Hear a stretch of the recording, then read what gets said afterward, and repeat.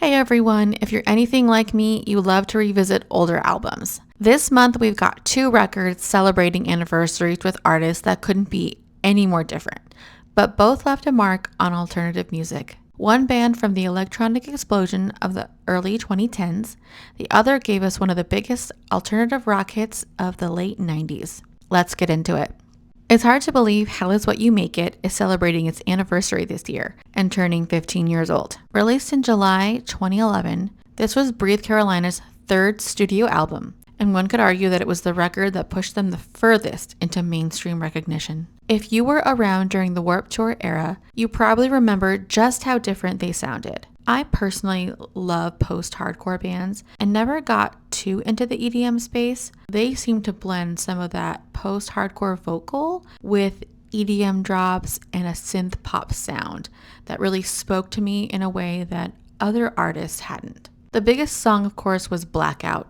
It became a staple on alternative radio, so for me, they helped bridge the gap between the traditional Warped Tour band and the EDM crowd. Love it or hate it, this album captured a very specific moment in scene history. If you were listening to Blackout in your car in 2011, then it's the perfect time to revisit the entire album.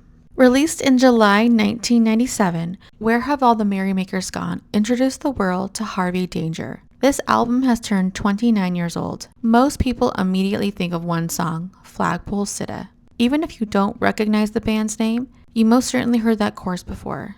The song became an alternative rock hit thanks to its sarcastic lyrics and infectious hook. It continues to find new audiences through movies, television, and video games over the years. Harvey Danger is a one-hit wonder and never quite reached the same commercial heights it did with that song. But it's all the more reason to go back and listen to the album again and find some hidden gems. It's weird to me that I sometimes can't even remember what I did yesterday, but yet I still know all the lyrics to that song.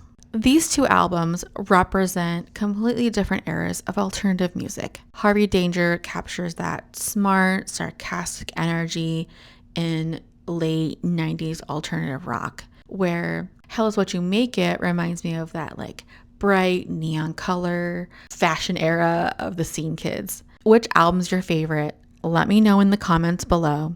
And if there are other albums that you think deserve a spotlight, tell me those too. Thanks for watching, and I'll see you in the next one.